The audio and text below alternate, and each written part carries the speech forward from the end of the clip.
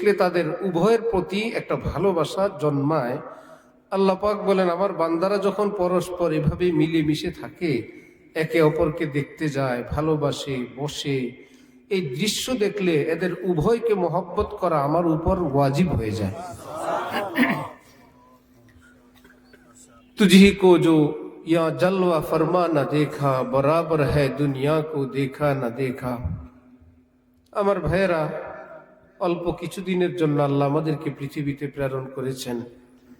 আবার আমরা এখান থেকে ফিরে যাব। আমাদের পিতা মাতা, আমাদের পূর্বপুরুষেরা এভাবে আসছিলেন, আবার চলে গেছেন। এর মধ্যে কারো কবরের চিহ্ন আমরা চিনি, আর অতীতের যারা ছিলেন তাদের কবরের চিহ্নটুকুনো এখন নিশ্চিহ্ন।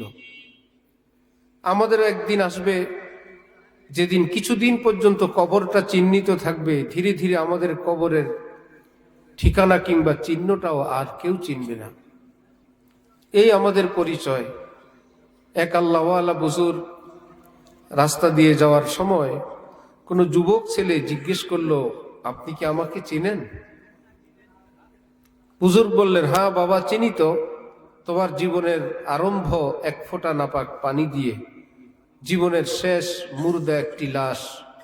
যতদিন বেঁচে থাকবে পেটের মধ্যে কতগুলো পেশাব পায়খানা নিয়ে ঘোরাফেরা করবে, এই তো তোমার পরিচয়। এ কথা জানতে চাইলে আমি তোমার এই বিষয়টা জানি কিনা এটা? সে মাথা নিচু করলো, ভাবলো, আহা, আমি তো ভাবছিলাম আমি লিডার, আমি নেতা, আমি জমিদার, আমি বড় প্রভাবশালী, প্রতাপশালী, এটা আমার পরিচয়। এত নিকৃষ্ট, এত ছোট্ট একটা পরিচয় আমি বহন করে চলি, কোনোদিন তো ভাবি নাই। কোরআনে পাকে আল্লাহ পাক বলেন, আলাম নাখলুকুম মিম্মা ইম্মাহিন, আমার সামনে বড়াই করো, আমি তোমাকে নিকৃষ্ট নাপাক পানি থেকে সৃষ্টি করি নাই? তুমি গর্ব করো আমার সামনে? আলাম নাজআল লাহু আইনাইন, দুইটা চোখ আমি বানাই নাই? ওয়া লিসানান ওয়া শাফাতাইন, এই জিহ্বাই, ঠোঁট আমি সৃষ্টি করি নাই? কিসের বাহাদুরি? ইন্নাকা লান তাখরিকাল আরদা ওয়া লান তাবলুগাল জিবালা তুলা, তোমার দাপট এবং গর্ব মনে হয় যেন তুমি জমিন বিদীর্ণ করবে, তোমার বুকের উচ্চতা যেন পাহাড় থেকে উঁচু হবে। লান তাবলুগা, অসম্ভব। এই জন্য আমার ভাই, এই দুনিয়ার বাহাদুরি, বীরত্ব খুবই অল্প সময়ের। এটা আমাদেরকে প্রতিদিন সূর্য আমাদেরকে দেখাইতেই থাকে। দেখলেন কিছুক্ষণ আগে আমি ছিলাম না, আমার এখন উদয় হলো। সকাল লাল সূর্য যখন পূর্বাকাশে, তখন সূর্যের শিশুকাল, ঠিক দুপুরে সূর্যের যৌবনকাল, বিকেল বেলা বার্ধক্যকাল, একটু পরে সে আবার দেখায়। দেখলেন পৃথিবীকে কাঁপায় আসলাম, উত্তপ্ত করে আসলাম, আমি এখন অস্তিত্বহীন।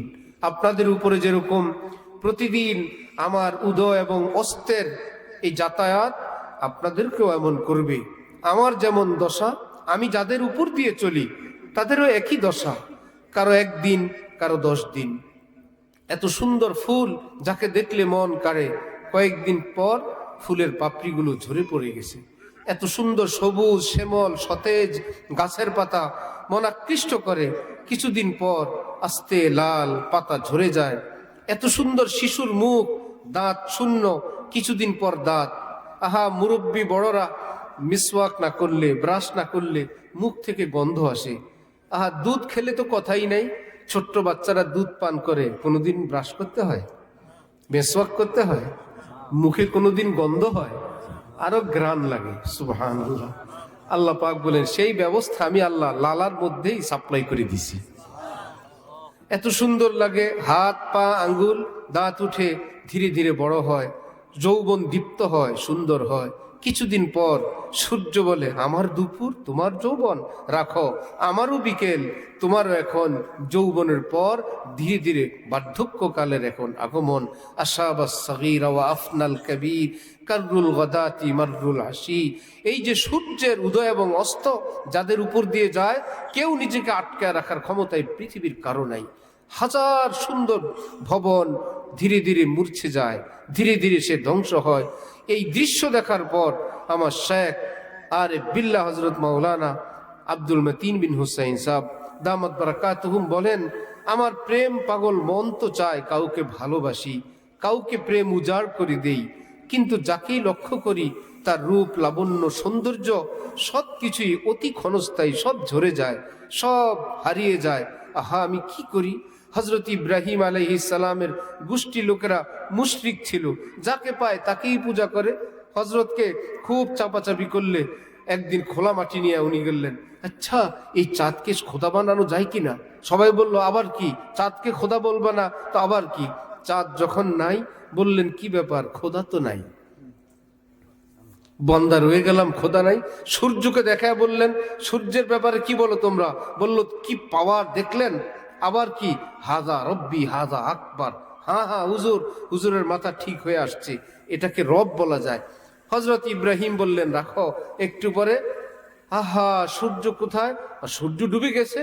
খোদাই যদি ডুবে যায়, বান্দাদের কি অবস্থা হবে? না, যারা ডুবে যায় আমি তাকে খোদা মানতে রাজি না।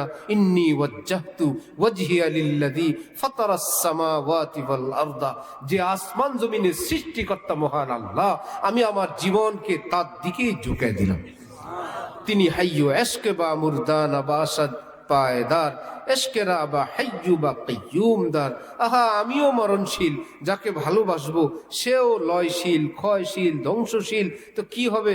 এক মরা আরেক মরার সঙ্গে যোগ দিলাম। মাটি যোগ মাটি, ফলাফল তো মাটি হবে। আর যদি মাটি যোগ মাওলা হয়, মাটি যোগ আল্লাহ, মাটি যোগ পেয়ারা মাওলা। যেমন বড় পীর জিলানী, খাজা মুঈনুদ্দিন চিশতি, হাকিমুল উম্মত থানভী, মুজাহিদ আজম মাওলানা শামসুল হক ফরিদপুরি, হযরত হাফিজ হুজুর কারি তৈয়ব সাহেব, মুফতি শফি সাহেব, ইমাম রব্বানী গঙ্গোহীরা বুঝছেন, এই পৃথিবীর সঙ্গে যোগ দিলে নষ্ট ভ্রষ্ট হব। আর যদি প্রিয় আল্লাহর সঙ্গে যোগ দেই, আমি কবরে যাব, ধ্বংস হব না, আমি শেষ হব না। এই জন্য আমার ভাইয়েরা, আসলাম এই পৃথিবীতে আল্লাহকে পাওয়ার জন্য। খাওয়া দাওয়া পড়া এ তো বন্দিগি করার জন্য, শক্তি অর্জনের মাধ্যম। আমরা যে খাওয়া দাওয়া করি, আহা কাফের মুশরিকরাও খায়, মুমিনও খায়। মুমিন খায় বাঁচার জন্য, আর বাঁচে আল্লাহর জন্য। আমরা খাওয়া দাওয়া করি কিসের জন্য? বাঁচার জন্য। ভাই, না খাইলে অসুস্থ হব। এবার যদি জিজ্ঞেস করে বাঁচেন কেন, বেঁচে থাকেন কেন, বলবে আল্লাহর জন্য।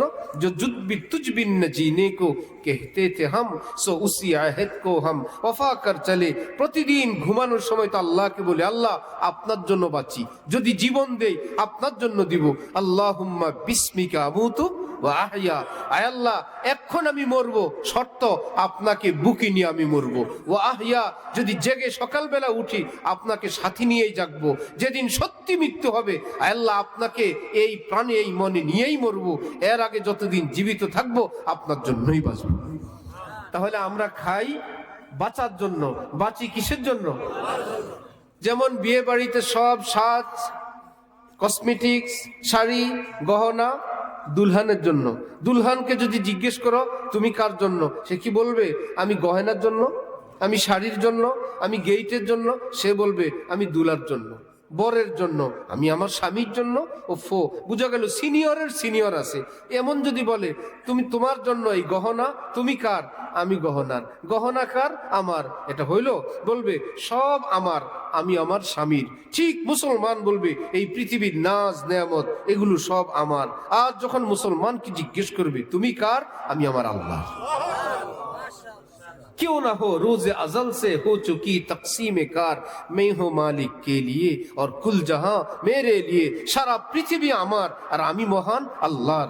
এই জন্যই তো আমরা মানুষ, অথচ গরু, ছাগল, মহিষ, মুরগি এরাও তো প্রাণী।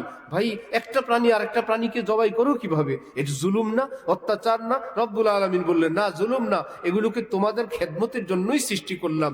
শুধু তার কানে শুনে দাও বিসমিল্লাহি আল্লাহু আকবার। সে যখন শুনবে আমাকে আমার আল্লাহর নামে জবাই করছে, আমার জীবন সার্থক। যেই জন্য আল্লাহ আমাকে বানাইছেন সেই মুমিন আমাকে খাবে, আমার জীবনের কোনো আফসোস নেই। প্রাণীর জন্য কিভাবে জবাই করে?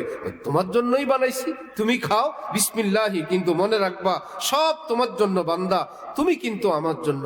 আল্লাহ আমাদেরকে আল্লাহর মহব্বতের দৌলত দান করেন। পৃথিবীতে আসলাম, আল্লাহর মহব্বতই অর্জন হইল না। এই জন্য এক বুজুর্গ বলেন, হে আল্লাহ, আসলাম এখানে আর আপনার কোনো প্রেম ভালোবাসা পাইলাম না। এই দুনিয়াতে আসা না আসা একদমই বরাবর। আমাদের দাদা পীর হযরত ওয়ালা করাচি রহমতুল্লাহ আলাইহি বলেন যে बाद मरने के ना वादा कीजिए, कुछ करम तो नकद फरमा दीजिए। আল্লাহ শুনলাম সওয়াব কবরে গেলে পাবো, জান্নাত সেই কিয়ামতের পরে, হিসাব নিকাশের পরে পাওয়া যাবে। আল্লাহ, আমি যে আল্লাহ আপনার জন্য কষ্ট করি, কোরবানি করি, নগদ কিছু দিবেন না? সবই কেবল বাকি, সবই মরার পরে, অথচ আল্লাহ বলছেন দিবেন। ওই কথাটাকেই তিনি আবেদনের আন্দাজে বললেন, হে আল্লাহ কিছু তো নগদ দেন। আল্লাহ বলেন, নগদ তো আমি দিয়েই দিই। জান্নাত বাকি, জান্নাতের বানানেওয়ালা আল্লাহ, তিনি কি বাকি না নগদ?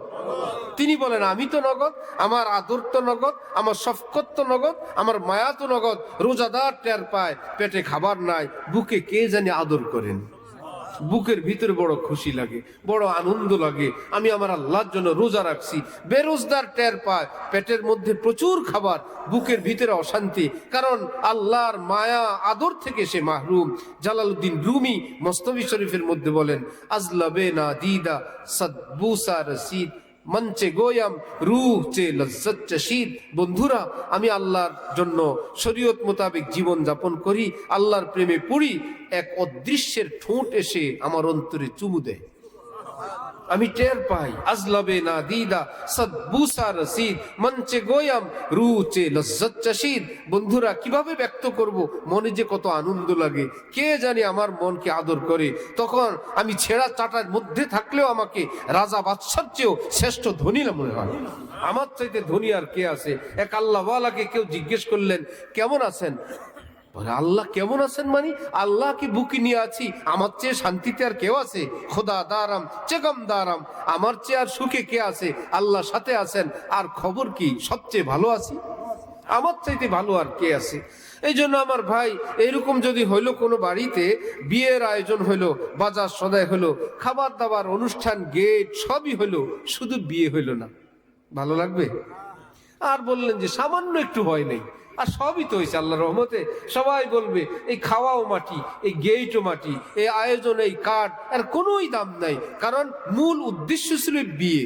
বিয়ে যদি হয়ে যায়, এ যদি মসজিদও হয় তাও ভালো, ঘরের মধ্যে সাক্ষী সম্বন্ধ নিয়ে হয়ে গেছে, কিছুই হয় নাই, আসলটা হয়ে গেছে, আর সব হলো বিয়ে হয় নাই। এই বিয়ে যেরকম আয়োজনটা সবই মাটি। আল্লাহর কসম, এই পৃথিবীতে আসলাম আল্লাহর প্রেম, আল্লাহর ভালোবাসা, আল্লাহর মহব্বত যদি অন্তর অর্জন নাই করতে পারলাম, বিয়ে বাড়িতে বিয়ে না হওয়া ব্যতীত সব যেমন খাওয়া হইলো, পরা হইলো, পোশাক হইলো, কিন্তু আল্লাহকে পেলাম না। আল্লাহর কসম, বিয়ে বাড়িতে বিয়ে না হওয়া যত ব্যর্থতা, এর চাইতে বড় ব্যর্থতা দুনিয়ায় আল্লাহকে না পাওয়া।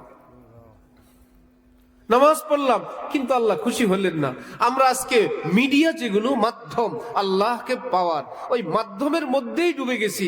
রাজনীতি যে ঢুকছে, মানব সেবা, জনসেবা, দেশের সেবা, কেন ভাই? যারা ইসলামী রাজনীতি করেন অথবা দুনিয়াবী রাজনীতি করেন, মনে করেন মানব সেবা ও এবাদত। এবাদত করলে কি হবে? আল্লাহকে পাবেন, সেটাই তো। সবই করলেন, আল্লাহকে পেলেন না। রাজনীতি, ইসলামী রাজনীতি করি আল্লাহর খুশির জন্য, কিন্তু ইসলামী রাজনীতিতে করলেন রাজনীতির ফাঁদে এবং ফন্দিতে, কল কারখানায় এবং সব ইত্যাদিতে পড়ে আল্লাহকে পেলেন না। তো কি হইলো? যার জন্য আয়োজন সেটা হইল না। নামাজ পড়ি কার জন্য? আকিমিস সালাতা লিযিকরি। আল্লাহ পাক কোরআনে পাকে বলেন, আরে নামাজ পড়ো আমি আল্লাহর ইয়াদ, আমার ভালোবাসার জন্য। নামাজ যেন তোমাকে আমার মহব্বতের স্তর পর্যন্ত পৌঁছে দিয়ে দেয়। নামাজে আগে আল্লাহর মহব্বত যা ছিল, নামাজের পরে মহব্বত আরো বাড়ছে। সকালবেলা ঘুম থেকে উঠলে মহব্বত যা ছিল, রাতের বেলা ঘুমাইতে গিয়ে এখন মহব্বত আরো বাড়ছে। 5 ওয়াক্ত নামাজ, হালাল জীবন, কত গুনাহ থেকে পর্দা করলেন, গুনাহ থেকে বেঁচে থাকলেন। আমার শায়েখ বলেন, বান্দা এখন রাতের বেলা ঘুমাইতে গিয়ে বলে যে আল্লাহর জন্য এত কষ্ট করলাম সারাদিন, আল্লাহরে ছাড়া আমি ঘুমাবো না। আমার আল্লাহ কিনে আমি ঘুমাবো। ছোট্ট শিশু যেরকম, যেটা মায়ের পাগল চুপ করে বসে থাকে, যেটা বাবার পাগল রাত 12টা কি 1টা কি 2টা খানাও খাবে না, ঘুমাবেও না, হাজার বললেও আমি বাবার সাথে ঘুমাবো। কি মুশকিল! যেটারে মায়ের হাত দেওয়া লাগে, মায়ের হাত একটা দিতে হয়, সেটা সে জড়ায় ধরে ঘুমাবে। কোনোটার মাথার নিচে দিতে হয়, এই টাচ সে পাইলেই ঘুমাবে। ওফো, যে যার পাগল সে তাকে ব্যতীত ভালো লাগে না। এখন আল্লাহর পাগল বলে আমি আল্লাহরে ছাড়া ঘুমাবো না। কি মুশকিল! আল্লাহ কি দিবে কোত্থেকে? নবীজি বলেন এক কাজ করো, এভাবে বলো আল্লাহুম্মা বিসমিকা আমুতু, হে প্রিয় আল্লাহ তোমাকে তো পাই না, তোমার নামের রুমাল বুকে জড়ায় ঘুমিয়ে গেলাম। তোমারে পাই না, তোমার নাম বুকে জড়ায় ঘুমাইলাম।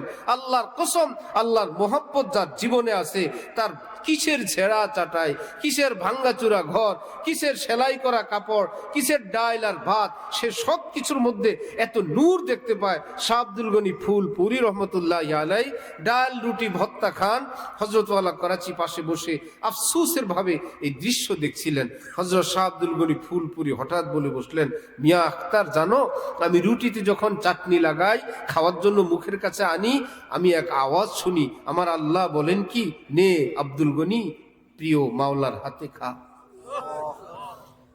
আমার আল্লাহর খুশি এবং সন্তুষ্টির কারণে আমার কাছে রুটি চাটনি পৃথিবীর হাজার পোলাও কুরমা বিরিয়ানির চেয়েও ভালো লাগে। এই জন্য মুসলমান খাওয়ার পরে কি দোয়া পড়ে? আলহামদুলিল্লাহিল্লাযী আত'আমানা ওয়া সাকানা ওয়া জাআলানা মুসলিমিন বা মিনাল মুসলিমিন। আয় আল্লাহ আপনি খাওয়াইছেন, আপনি পিলাইছেন, আয় আল্লাহ এর চাইতে বড় হইলো ওয়া জাআলানা মিনাল মুসলিমিন, আয় আল্লাহ মুসলমান বানায়, আপনার আপন বানাই আপনি খাওয়াইছেন। বিয়ে বাড়িতে ডেকোরেটর ওয়ালাও খায়, খায় না? মাইকওয়ালাও খায়, প্যান্ডেল ওয়ালাও খায়। কোথায়? একদম জামাইয়ের স্টেজে বসে, যে আপনি আজকে আপনার উসিলা এত বড় প্যান্ডেল, আপনি দুলামিয়ার প্লেটে খেয়ে যান। ভাই তিনি একজন বিশিষ্ট মেহমান, এবার খায় যারা দাওয়াতি মেহমান তারাও খায়, কিন্তু দুলামিয়ার খাওয়ার সাথে কারো কোনো তুলনা আছে? চিপ গেস্ট সেদিন, আহা কত সম্মান, কত তাজ তোয়াজ। আল্লাহর কসম, এই পৃথিবীতে কাফেরও খায়, মুশরিকও খায়, শিয়াল কুকুর পোকা মাকড়রাও খায়, কিন্তু মুসলমানকে আল্লাহ পাক বিয়ে বাড়ির দুলার চেয়ে বেশি ইজ্জতের সঙ্গে দান করেন, যে তুমি খাবা আমার আপন হয়ে। আর রাষ্ট্র প্রেসিডেন্টকে খাবার দেয়, রাজস্ব রাষ্ট্র, প্রধানমন্ত্রী, ওসি, ডিসি এবং যাদের জন্য খাবার বরাদ্দ আছে সরকারের পক্ষ থেকে বাবুর্চি, রান্না টান্না সব। জেলখানায় আসামিদেরকে খাবার কে দেয়? আমেরিকার থেকে আসে না এই দেশ থেকে? একই দেশের খাবার আসামিদেরকেও খাওয়ায়, আর প্রধানমন্ত্রী, মন্ত্রী, সচিব তাদেরকেও খাওয়ায়। তো কি ব্যাপার? একই ভান্ডারের টাকা সবাই খাইলো। বলল কাউকে খাওয়ায় হাতে পায়ে ডান্ডা বেরি, সকালবেলায় ধমকি বেইজ্জতির সঙ্গে, আর রাজা বাদশাকে খাওয়ায় ইজ্জতের সঙ্গে।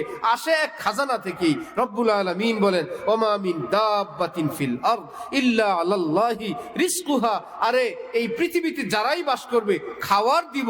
কাফের মুশরিককে ধমক দিয়ে দিয়ে খাবো, খা খা থেকে, যা খাবার এখানেই খায় নে, লা খালাকা লাহুম ফিল আখিরা, আখিরাতে কোনো খাওয়ার নাই, এখানেই যা খা। আর ঈমান ওয়ালাকে বলবো, বান্দা অল্প একটু এখানে খাও, যা আসল খাবার তো তোমার জন্য আমি জান্নাতে প্রস্তুত করে রাখছি, মেইন খাবার তো তোমাকে জান্নাতে দিব। কাফের মুশরিকরা বলে, আহা বাচ্চা যদি একটার বেশি দুইটা হয়, এখনই অভাব, দুইটা হলে অভাব আরো বাড়বে। এই যে দেশে যেভাবে ঘর বাড়ি বাড়তেছে, এভাবে ঘর বাড়ি বাড়তে বাড়তে বাড়তে একদিন তো আর ফসলি জমি থাকবে না, আমরা কোত্থেকে খাবো? এগুলো কি ডিউটি আমাদের না আল্লাহর? আল্লাহর ডিউটি নিয়ে আমাদের ভাবনা। রব্বুল আলামিন বলেন, ওয়া ইন মিন শাইইন ইল্লা ইনদানা খাযাইনু। এই পৃথিবীতে যত কিছু তোমাদের দরকার সব কিছুর খাজানা আমি আল্লাহর কাছে। ওয়া ইন মিন শাইইন ইল্লা ইনদানা খাযাইনু, সব কিছুর খাজানা আমি আল্লাহর কাছে।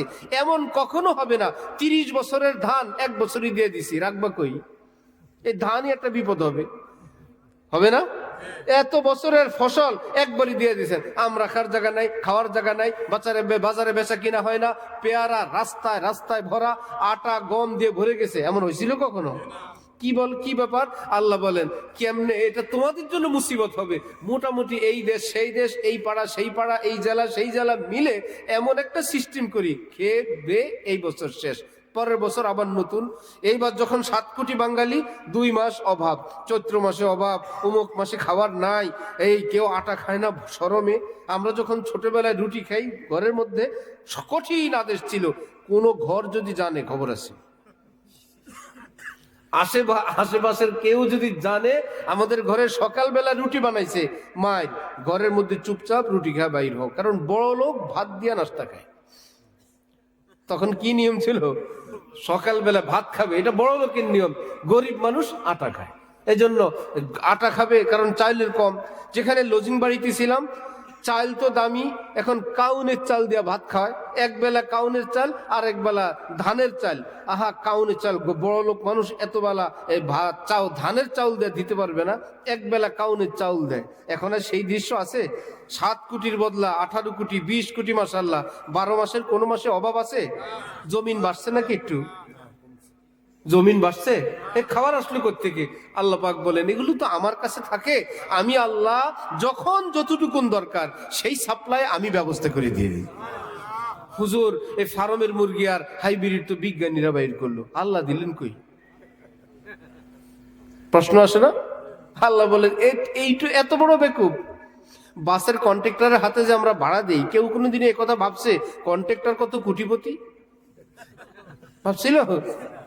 আল্লাহ, কত মানুষ ব্যাংকে যে বেচারা ক্যাশে বসে, আল্লাহ তাগরে কত মানুষ কত টাকা দেয়, এই লোক তো বহুত কোটিপতি। কেউ মনে করে আরে সে তো চাকরি করে, তার হাতে দেয়, সে জমা দিয়ে দেয়, বিকালে অফিস থেকে যাওয়ার আগে হিসাব বুঝায় খালি হাতে বাইরে চলে যায়। আর বাসের যে সুপারভাইজার কন্ট্রাক্টর, সেই বেচারা যা রাখার চুক রেখে, বেতন রেখে যা রাখার সব মালিকের কাছে যায়। রব্বুল আলামিন বলেন, এইটুকুনও বুঝো না? তুমি তোমার বিজ্ঞানীর প্রশংসা করো, বিজ্ঞানী বিকালবেলা আমার কাছে দিয়ে দিবি। প্রশংসা কি বিজ্ঞানীর না আল্লাহ? বিজ্ঞানীর সৃষ্টিকর্তা আল্লাহ, বিজ্ঞানীর মাথা দেনেওয়ালা আল্লাহ, বুদ্ধি দেনেওয়ালা আল্লাহ। কেমিক্যাল বানাইছে বিজ্ঞানী, আল্লাহ বলেন কেমিক্যাল হয় বানাইছে, অমুক গাছে কষ আমি দিছি, অমুক জায়গায় পাউডার আমি দিছি, অমুক মাটিতে এই গ্যাস আমি দিছি, এই সবগুলো একত্রে করার বুদ্ধি আমি সাপ্লাই করে দিছি। সিস্টেমেই এভাবে আমি করব। আল্লাহ আগে 1 বিঘা জমি, মনে করেন 100% জমির মধ্যে ধান হয় 20 মণ। আল্লাহ রে, বিশাল ধান। আল্লাহ বলে তখন ওই সিস্টেম ছিল, এখন মানুষ বাড়ছে 40 মণ, আরো বাড়ছে 100 মণ, এখন আরো বাড়ছে, এখন 2 মৌসুম, মানুষ আরো বাড়ছে। আল্লাহ বলে 3 মৌসুম, সামনের দিকে লাগলে এখন 3 মাসে ধান হয়। আল্লাহ বলে আমার কাছে মেশিন আছে, তোরা আরো বাড়লে 1 মাসে 1 ধান। সুবহানাল্লাহ। 1 মাসে 1 ধান অসম্ভব। মুরগি বড় হয়ে বালেগ হওয়া পর্যন্ত আগে 6 মাস 1 বছর লাগতো না? হযরত নূহ আলাইহিস সালামের যুগে 300 বছরের আগে পোলাপাইন নাবালেগ থাকতো। কয়শো বছর? এই নাবালেগ থাকলে তো লুঙ্গিও পরা লাগে না। ছোট মানুষ, মাত্র 250 বছর বয়স। আমাদের এক হাজী সাহেব আছেন, কাঠের ব্যবসা করেন। তো কি জানি বার্মাটিক একটা গামারি বললো, গামারি গাছ এটা বিদেশ থেকে আসে, 150 বছর বয়সের আগে এটা আবাত্তি থাকে। 150 বছর বয়স হইলে এটা কাটার সময় হয়, যে গাছটা একটু সার হয়েছে, এখন কাটা যায়। 150 বছর বয়স হয়েছে। রব্বুল আলামিন যদি চান যে বলো 250 বছরের নাবালেগ এখন না, এখন কি 250 বছরে বালেগ হয় না 12 বছরে? এই 10 বছর একটু আগে পরে রাস্তাঘাটে 2টারে ধরে পুলিশ, দুটোটাই পিচ্ছি, বল আমরা 2জন বিয়ে করছি। পিচ্ছি বলে বিয়ে বুঝো? বুঝি না, বিয়ে করে ফেলেছি না বুঝেই। হযরত নূহ আলাইহিস সালামের যুগে কল্পনা করা গেছে 12 বছরে পালাইছে। ছোট্ট শিশু ফিডার খায়, 150 বছরে ল্যাংটা থাকে। আবার এখন 3 মাসের ফসল। রব্বুল আলামিন যদি চান, ফার্মের মুরগি যদি 18 দিনে 1.5 কেজি হইতে পারে, 20 দিন 1 মাসে ধান হইতে পারে না? রব্বুল আলামিন বলেন, আমার চিন্তা তোরা করো কেন? তোদেরকে দিলাম আমার বন্দিগি করার জন্য। ফাজকুরুনি আযকুরকুম, তোমরা আমার কাজ করো, আমি তোমাদের কাজ করব। তোমরা বন্দিগি করো, আমি রিস্কের ব্যবস্থা করব। তুমি আল্লাহ আল্লাহ বলো, আসমান থেকে আমি আল্লাহ লাব্বাইক লাব্বাইক বলতে থাকবো। ফাজকুরুনি বিল ইতাআত আযকুরুকুম বিল ইনায়াত, আমি যা বলি সেটা মানার মাধ্যমে আমাকে স্মরণ করো। তোমার যা কিছু প্রয়োজন সেটা সাপ্লাইয়ের মাধ্যমে আমি তোমাকে স্মরণ করতেই থাকবো। হযরত আদম আলাইহিস সালাম ছিলেন কয় গজ? 60 গজ। কয় গজ লম্বা? আল্লাহ পাক জানেন না যে আদমের পরে যদি এই বান্দা এই যুগে যদি 60 গজ হয়, বিল্ডিং এর এক এক তালা কয় গজ? 60 গজ হলে তো মাথায় লাগবে, হাত উঠাইব না অল্প একটু করে, আবার একটু ফ্যান লাগবে না, ওদিকে আরো 30 গজ, মোটামুটি 100 গজ দূরত্বে হবে একতলা। বিল্ডিং কপালে আছে? দোতলা হলে 200 গজ। আল্লাহ জানেন সাইজ ছোট না করলে এই পৃথিবীতে বাস করতে পারবে না। ঢাকা শহরের মানুষগুলো যদি একতলায় বিছিয়ে দেয়, দোতলার থেকে বাদ, সবাই একতলায় থাকবেন, ঢাকা শহর গোপালগঞ্জ চলে আসবে। আসবে কিনা? ওদিক থেকে ময়মনসিংহ, ওদিক থেকে কুমিল্লা, এদিকে চলে আসছে গোপালগঞ্জ। আল্লাহ বলে না, অল্প জায়গায় বেশি লোক থাকতে হবে, মানুষগুলোর সাইজ একটু ছোট করে দাও। বিল্ডিং এর হাইট 10 ফিট। এগুলো কি আমরা মিটিং করে করছিলাম? আবার বলে ডিজাইন কিন্তু আদমের। আমাদের ডিজাইন কার ডিজাইন? এমন না যে আদমের নাক পিছনে ছিল, আমাগোটার সামনে, আদমের কান সামনে ছিল, আমাগো একদম সেই ডিজাইন, শুধু একটু হালকা ছোট করে দিয়েছেন সাইজ। এবার যার সাইজ 60 গজ, পেট কি আমাদের মতন এক প্লেট ভাত খাবে? এক জায়গায় এক বেচারার বিরিয়ানি দিছে 1 প্লেট, সবাই 1 প্লেট। এই বেচারা 1 প্লেট খায় বলে, হ্যাঁ স্যাম্পল পছন্দ হয়েছে, দেন বিরিয়ানি দেন। এবার যারা দিছে তারা তো ভাবছে 1 প্লেট খাইয়ে পেট ভরবে, এই বেচারা বলে হ্যাঁ স্যাম্পল ভালো হয়েছে, নিয়ে আসেন। এখন হযরত আদমকে এক নাইন্দা দিলে তো 1 লোকমাই শেষ। বলবে ভালোই লাগছে বিরিয়ানি, আর কয় পাতিল আছে নিয়ে আসেন। রব্বুল আলামিন বলে পেটের সাইজও ছোট, খাবিও কম, উৎপাদনও বেশি। ওয়া ইমিন শাইইন ইল্লা ইনদানা খাযাইনু ওয়া মা নুনাজ্জিলুহু ইল্লা বিকাদারিম মা'লুম। যতটুকুন প্রয়োজন আসমান থেকে আমি আল্লাহ সেটাই নাযিল করে দিই। এক ছেলে হয়, 2 ছেলে হলে খাবে কোত্থেকে? অতিরিক্ত সন্তানের কারণে কেউ অভাবে আছে এই পৃথিবীর, কেউ দেখাইতে পারবে না, কেউ দেখাইতে পারবে না একজনও। বরং একটা নিয়ে 2টা নিয়ে বিপদে আছে, এই দৃশ্যের অভাব নেই। বুড়াকালে বলে তখন তো বুঝি নাই, এখন তো ব্যবস্থাও নেই। ঠিক না? আল্লাহ আমাদেরকে দিনের সহি বুঝ দান করেন। আল্লাহু আকবার। ওয়ালাউ বাসাতাল্লাহু রিজকা লিইবাদিহি লাবাগাউ ফিল আরদ। আল্লাহ বলেন আমি যদি সবগুলো ধন দৌলত দিয়ে ধনী বানায় দেই, একটার মাথা ফাটায় ফেলবে সব।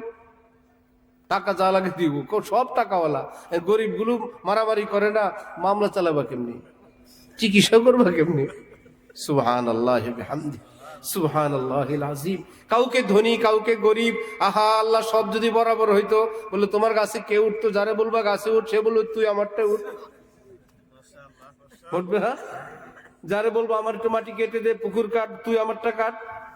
এয়ারপোর্টে এসে আমারটা বোঝা নেই, তুই আমারটা নেই, কি এক ভেজাল।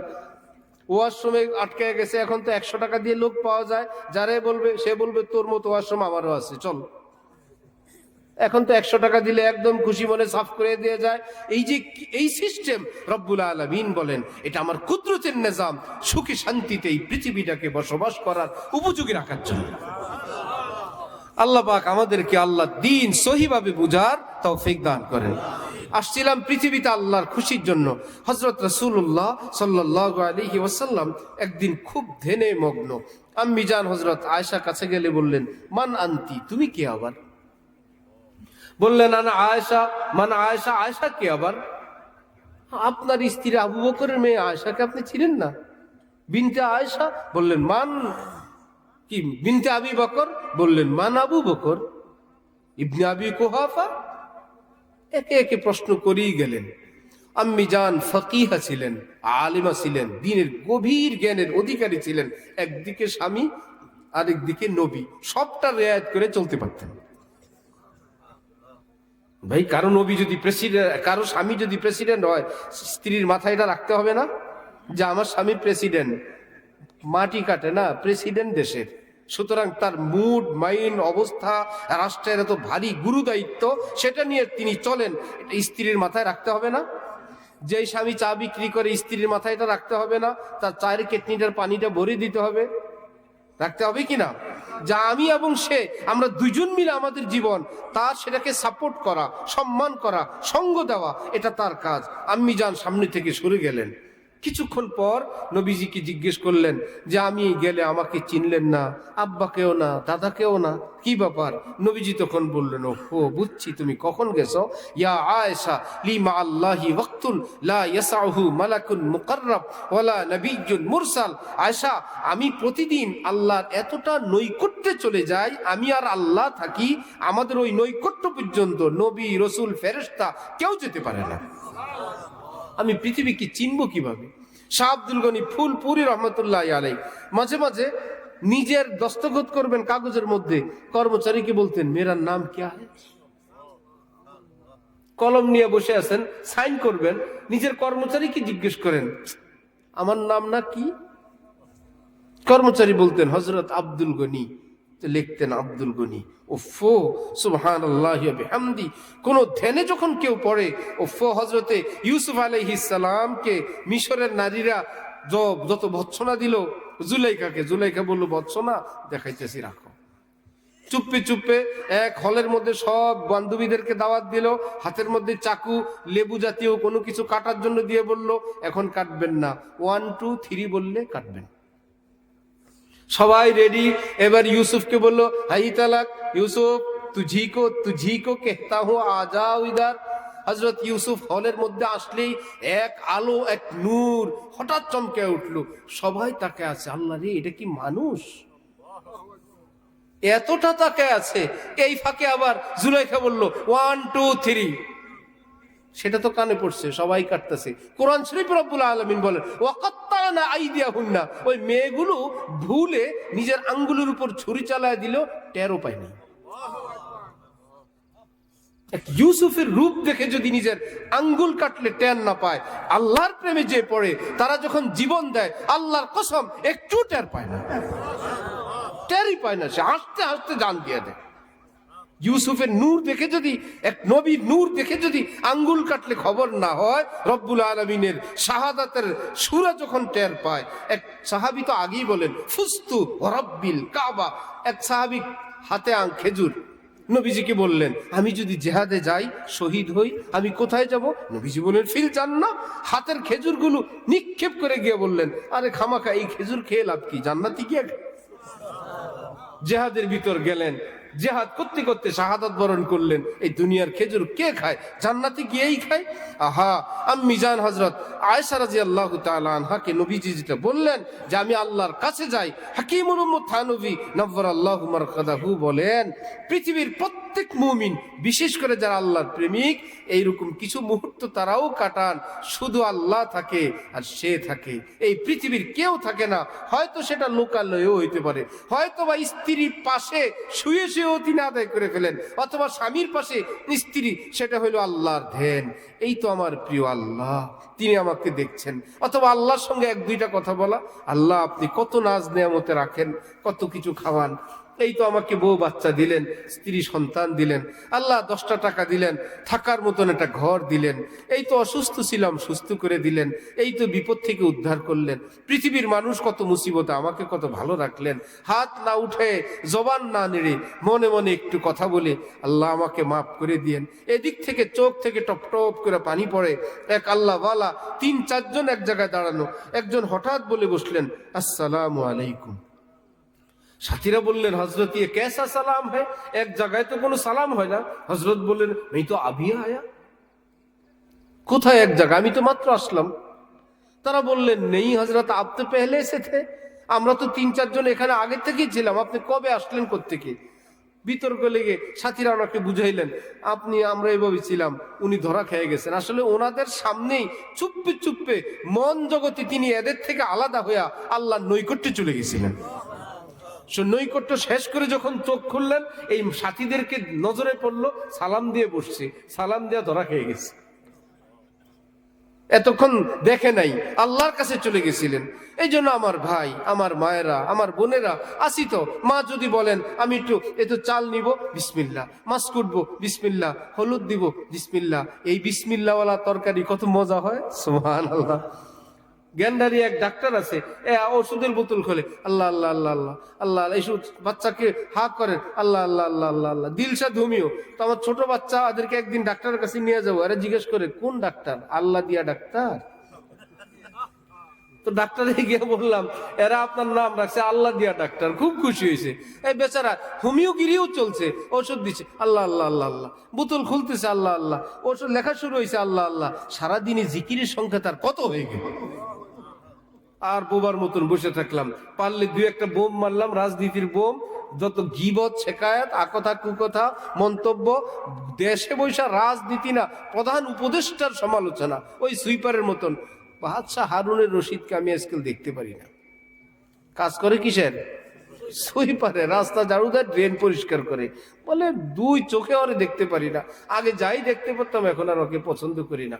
আমাদের এক এক রাজনীতিবিদ, চায়ের দোকান এবং আমাদের অবস্থা, আরে বাবা রে, আর ও আমার পছন্দ না, মনে হয় যেন আমার কথাই কিছু আসে যায়। এই খামাখা গল্প বাদ দিয়ে একবার যদি বলতাম সুবহানাল্লাহ, একবার বলতাম আলহামদুলিল্লাহ, একবার বলতাম আস্তাগফিরুল্লাহ। হযরত সুলাইমান আলাইহিস সালাম শূন্যে উঠছিলেন, হঠাৎ বললেন, এই মস্তক থামো, দেখো তো এই বরাবর কে নিয়ে আসো। আল্লাহ পাক হযরত সুলাইমানকে, দাউদ নবীর ছেলে, বাতাসের উপর কর্তৃত্ব দিয়েছেন, জিনের উপর কর্তৃত্ব দিয়েছেন। বাতাস ওনার আদেশে চলে, নিচের থেকে ওই বুড়া মিয়াকে ধরে উপরে নিয়ে গেছে। হযরত সুলাইমান বললেন, কিছুক্ষণ পূর্বে আপনি কি বলছিলেন? মুরব্বী যাকে এখান থেকে গ্রেফতার করে উপরে নিছে, তার জান আছে সাথে? বললাম, আমি বেয়াদবি করবেন, আমি কিছু বলি নাই। আল্লাহু আকবার। বলেন না, আপনি যা বলছেন তাই বলেন। বলে যে আমি শুধু এইটুকুন বলছি, সুবহানাল্লাহ, দাউদ নবীর ছেলে সুলাইমানকে আল্লাহ কত ক্ষমতা দিল, শূন্যে উড়ে। আমি এইটুকুন কথার বাইরে আপনার কোনো সমালোচনাও করি নাই, কোনো খারাপ কথাও বলিনি। হযরত সুলাইমান বললেন, আরে আমি সেটাই তো খুঁজি। আপনি সুবহানাল্লাহ বলছিলেন, সেই জমিন থেকে এটা আল্লাহর কাছে যাওয়ার সময় সুবহানাল্লাহ ধাক্কার চোটে আমার মস্তক কাঁপতেছিল, থরথর করে কাঁপতেছিল। আমি তো ভাবতেছিলাম কে কোন আমল করলো যার ধাক্কায়, নূরের পাওয়ারে আমার মস্তক কাঁপে। বাবা আপনি জানেন, এই যে শূন্যে উড়ি হেলিকপ্টারের মতন, বিনা মোটর ইঞ্জিনে, বিনা পাইলটে, এইরকম লক্ষ লক্ষ মসনদের চেয়ে একটা সুবহানাল্লাহর দাম আরো অনেক বেশি। আমি আছি মসনদ নিয়ে, আপনি আছেন সুবহানাল্লাহ নিয়ে। আমার ভাইয়েরা, যেটা কাজ সেটা করা চাই। আল্লাহ পাক আমাদেরকে আল্লাহর মোহাব্বতের নিয়তে আজকে থেকে আমল করার তৌফিক দান করেন। চেষ্টা করবো ইনশাআল্লাহ। নামাজ পড়বো কি ডিউটির জন্য না আল্লাহর মোহাব্বতের জন্য? আল্লাহ এই নামাজের উসিলা যেন আপনার মোহব্বত আমার অন্তরে আরো বৃদ্ধি পায়। আল্লাহ 10 টাকা দান করলাম যেন আমার অন্তরে আপনার মোহব্বত আরো বাড়ে। আল্লাহ স্ত্রী সন্তানদেরকে আমি দিন শিখাই, আপনি যেন আমার উপর খুশি হন। আল্লাহ তো স্ত্রীর একটু কাজে সহযোগিতা করলাম, আল্লাহ আপনি যেন আমার উপর খুশি হন। আল্লাহ স্ত্রী উজু করে, আমি যায় নামাজ বিছিয়ে দিলাম।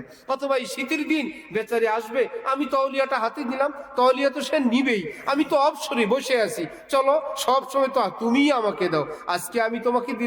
সেই বেচারি মনে ভাববে আমি খুঁজতে হইতো, নামাজের ওয়াক্ত কম ছিল, আল্লাহ দেখি কি বের হইলে আমার স্বামী আমার গামছা তৌলিয়াও দিলেন, আর ঝটফট করে কখন যায় নামাজ বিছাবো, দেখি তিনি বিছেও রাখছেন। আল্লাহর কসম, হাদিসের মধ্যে আল্লাহ রাসূল সাল্লাল্লাহু আলাইহি ওয়াসাল্লাম বলেন, যতক্ষণ পর্যন্ত কোনো মানুষ অপর বান্দা বান্দির খেদমতে সে থাকে, আল্লাহ পাক ওই বান্দা বান্দির কাজে উপকারে ততক্ষণ পর্যন্ত নিজে মশগুল থাকেন।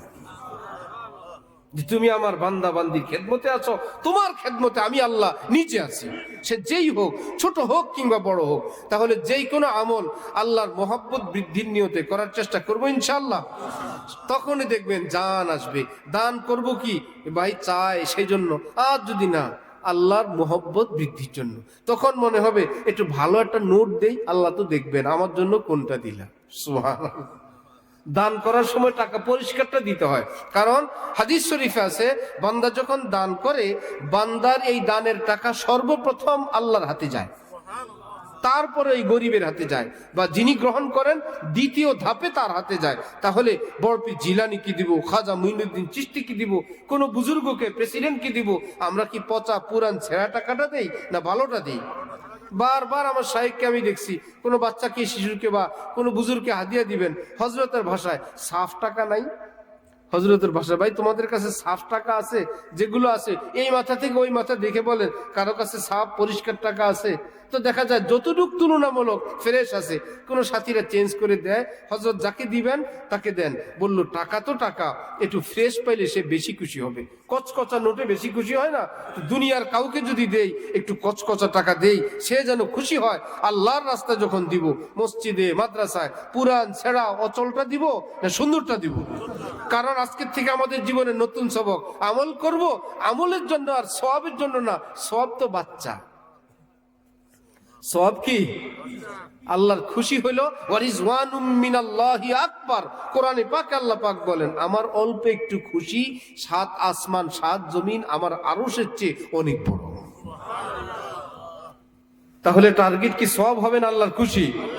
আল্লাহর খুশি, আল্লাহর মোহাব্বত, আল্লাহর কসম সবই হবে, সবকিছুই হবে। আল্লাহ আমাদেরকে দ্বীনের সহি বুঝ দান করেন। কিন্তু আমার ভাই, যদি চুপ করে থাকি, পিছনে থাকি, কেউ নাই, তুঝকো মুর্শিদ লে চলেগা দোষ পর, ये तेरा रह रो ख्याले खाम है, राह बर तो बस बता देता है, राह चलना राह रो का কাম হ্যায়, যে কেউ আমাকে আপনাকে কাঁধে চড়ে একদম জান্নাত পর্যন্ত নিয়ে যাবে, হুজুর ওয়াজ করে বেহেশতে পৌঁছায় দিবে, এই ধারণা ভুল। কেউ বলতে পারবে ভাই ঢাকা এইদিকে, খুলনা এইদিকে, এইদিকে পুকুর, এইদিকে পথ, এইদিকে মসজিদ, এইদিকে মন্দির, এটা আমাকে আপনাকে বলবে পৃথিবীতে, কিন্তু সে পথে চলা আপনার আমার দায়িত্ব। সেখানে হিম্মত করা, পা উঠানো, ইবতেদা করনা है मुश्किल, इंतहा मुश्किल नहीं, কাম কো খুদ কাম পৌঁছা দেতা হয় अंजाम तक। কষ্ট করে একটু যদি আমের চারা লাগাই, কিছুদিন পর আমের আটি থেকে মাশাআল্লাহ গাছ, 1-2 বছর পরে আম।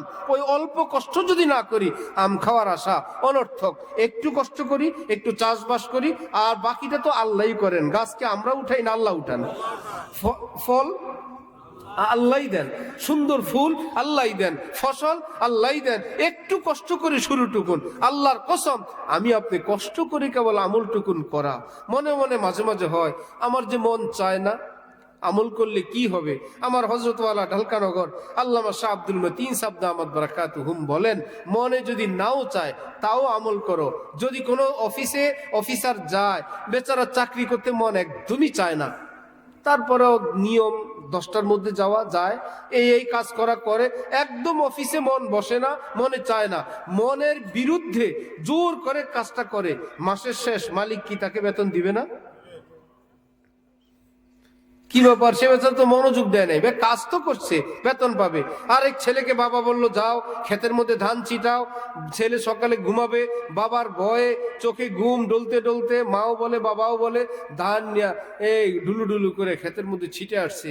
ওই মন এখলাস না থাকার কারণে ওই ক্ষেতের মধ্যে কি গম গাছ উঠবে না ধান গাছ? একজনে খুব মনোযোগ সহকারে দিল, সেখানেও ধান। আরেকজনে হুকুম পালনার্থে ধান, সেখানেও ধান। ঠিক যেই বেচারা মহব্বত করে ইবাদত করে, সেও সওয়াব পাবে। আর যেই বেচারা আল্লাহর হুকুম ভয়, যে আল্লাহ বলছেন না হলে জাহান্নাম, যত কষ্টে হোক কষ্ট করি, একটু উজুটা করি, একটু নামাজটা পড়ি, একটু আল্লাহ আল্লাহ করি, আল্লাহর কসম আল্লাহ পাক তাকেও এই নামাজ জান্নাতের জরিয়া উসিলা হিসাবে কবুল করে নেবেন। এই জন্য আমরা তো মনের গোলাম না, মন চাইলে করব, না চাইলে করব না, বরং আল্লাহ চাইলে করব, আল্লাহ না চাইলে করব না। আল্লাহ আমাদেরকে দ্বীনের সহি বুঝ দান করেন। আর আমিত্ব বড়ত্ব অহংকার, এটা আমাদের এক রোগ। আমি বড়, আমি জানি, এটা বড় থেকে বড়, সব মানুষের মধ্যে এই রোগ থাকে। কোনো না কোনো দিক থেকে নিজেকে বড় বানানো, কোনো না কোনো দিক থেকে নিজের এলেম, নিজের যোগ্যতা, নিজের সিনিয়রিটি ইত্যাদি ইত্যাদি ধরে রাখা, এগুলো কোনো বন্দিগি সুলভ আচরণ না, এগুলো কোনো ভালো মানুষের কাজ না। হযরত সদর সাহেব রহমতুল্লাহি আলাইহি প্রসিদ্ধ কথা, নিজের বড় ছেলে হযরত মাওলানা ওমর সাহেব রহমতুল্লাহি আলাইহি, ওনাকে জিজ্ঞেস করতেছেন, বলো তো না, নাকি হযরত রুহুল আমিন সাহেবকে বলতেছিলেন, বলো তো তোমার ভাইয়া বড় না আমি বড়? হযরত মাওলানা রুহুল আমিন সাহেব হুজুর বলেন, বাবা আপনি বড়, ভাইয়া কি বড় হয়? হযরত সদর সাহেব বলতেছিলেন, না আমি বড় না, তোমার ভাইয়া বড়। কারণ আমি কোরআনে পাকের হাফেজ না, তোমার ভাইয়া কোরআনে পাকের হাফেজ। তার সিনায় কোরআনে পাক আছে সে বড়, যার সিনায় কোরআন আছে সে বড়।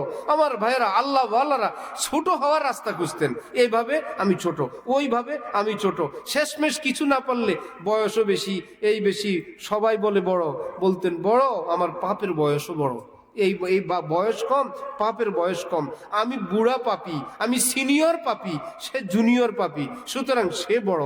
কোনো না কোনো ভাবে কেবল ছোট হওয়ার চেষ্টা করতেন, আর আমরা কোনো না কোনো ভাবে কেবল বড় হওয়ার চেষ্টা করি। আমার ভাই, বড় হওয়ার চেষ্টা এটা ভালো লক্ষণ না, এটা ভিতরে অনেক বেশি নূর অর্জনের লক্ষণ না। कुछ हो ना मेरा जिल्लत खारी का सबब है, ये है मेरा एजाज कि मैं कुछ भी नहीं हूं। আমরা তো লা ইলাহা ইল্লাল্লাহর পার্টি, ইয়্যাকা না'বুদু ওয়া ইয়্যাকা নাস্তাইন পার্টি। আয় আল্লাহ, আমরা সবাই আপনার গোলাম লাগি, আমার আব্বাও আপনার গোলাম, আমার দাদাও গোলাম, ছেলে মেয়েগুলোও গোলাম, আমরা গোলামের গোষ্ঠী গোলাম। এখানে কি বড়ত্বের কথা না ছোটত্বের কথা? প্রতি রাকাতেই তো বলি আল্লাহ আমি গোলাম হই, আল্লাহ আমরা আপনার গোলাম হই। সেই কথাও যেন আল্লাহ আমাদেরকে স্মরণ রাখার তৌফিক দান করেন।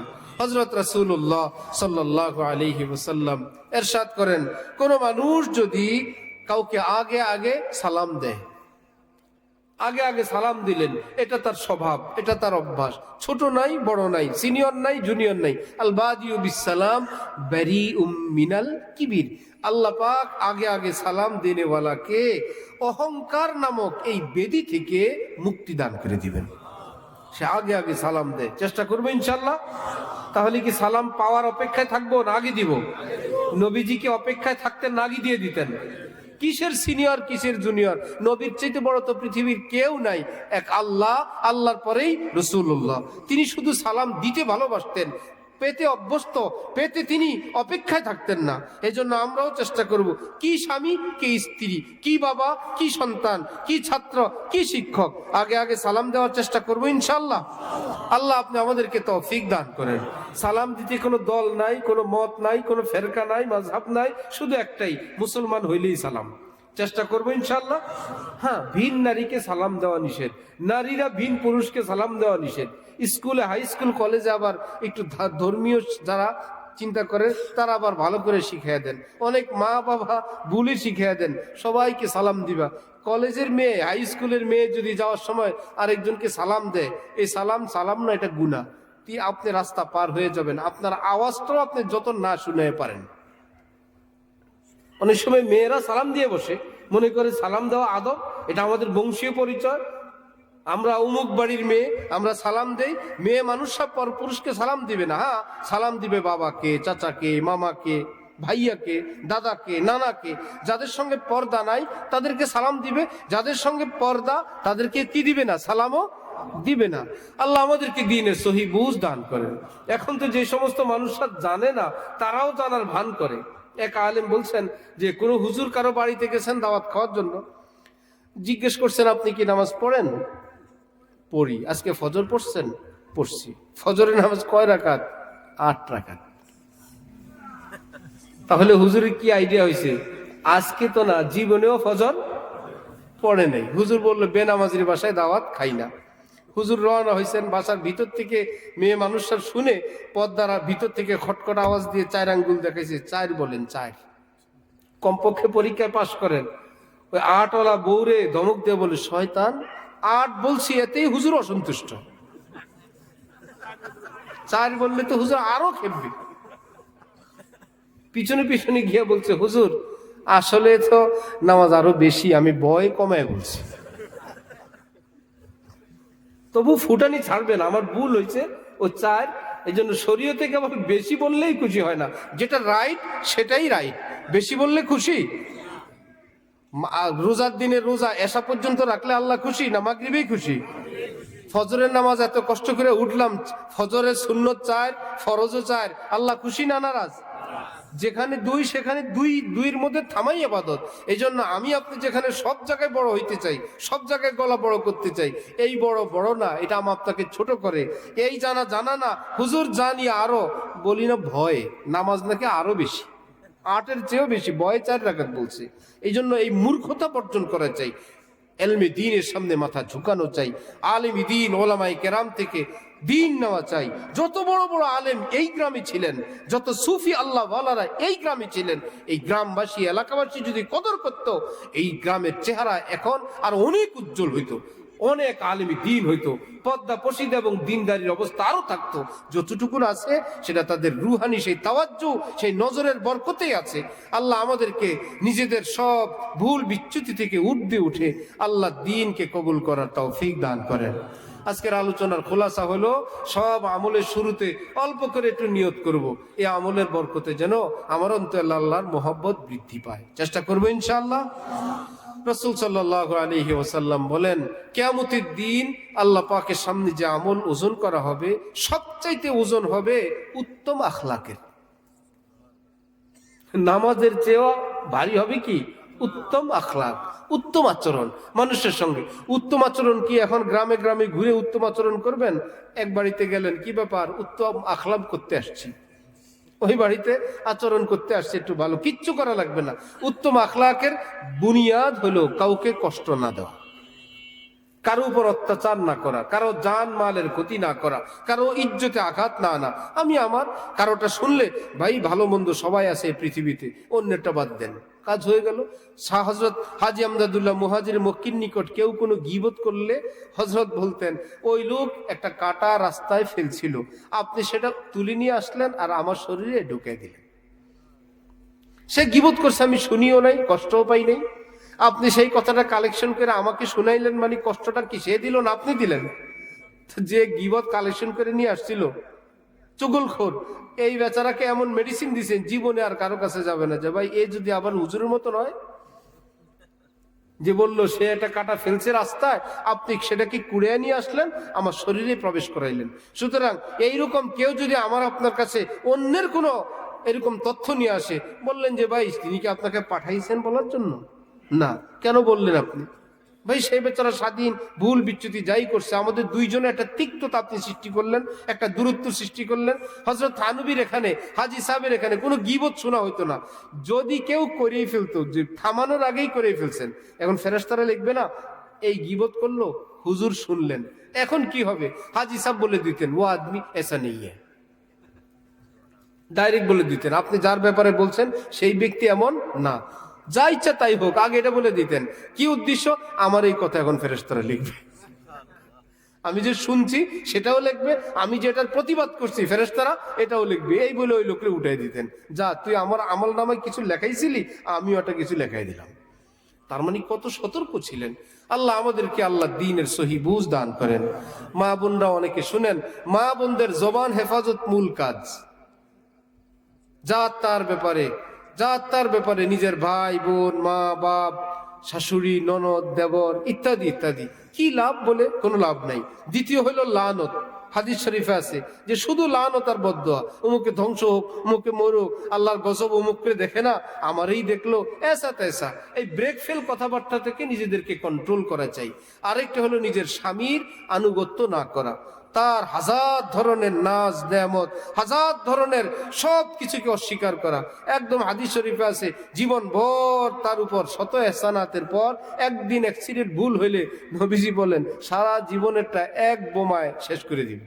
যে এই ঘরে সাদা পাইলে পান নাই, পান পাইলে সাদা নাই, সাদা থাকলে চুন নাই, চুন থাকলে সুপারি নাই, পান চুন সুপারি সাদা, এই বিয়ের পরে এই ঘরে জীবনে একত্রে পাইনি, সারা বছর নিয়মিত খায়, একদিন সাদা আনতে ভুলে গেছে, বললে এটা তো নিয়মই, এই ঘরে একটা থাকলে আরেকটা থাকে না।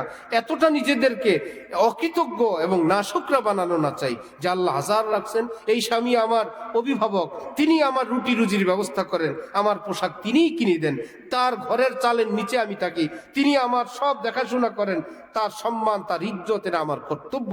যে স্ত্রীর মধ্যে শুকর গুজারি থাকবে, পাশাপাশি পর্দা পশিদা নামাজ থাকবে, রোজা থাকবে। আল্লাহ রাসূল সাল্লাল্লাহু আলাইহি ওয়াসাল্লাম বলেন, স্বামীর ইতাআত আছে, 5 ওয়াক্ত নামাজ আছে, রোজা আছে, সতীত্বের হেফাজত আছে, কিয়ামতের দিন রব্বুল আলামিন খুশি হয়ে বলবেন, আমার বান্দি জান্নাতের সবগুলো গেট খোলা, যেই গেটে চাও জান্নাতে প্রবেশ করো। আল্লাহ আমাদেরকে দ্বীনের সহি বুঝ দেন, আমল করার তৌফিক দান করেন। ওয়া আখিরু দাওয়ানা আনিল হামদুলিল্লাহি রাব্বিল আলামিন।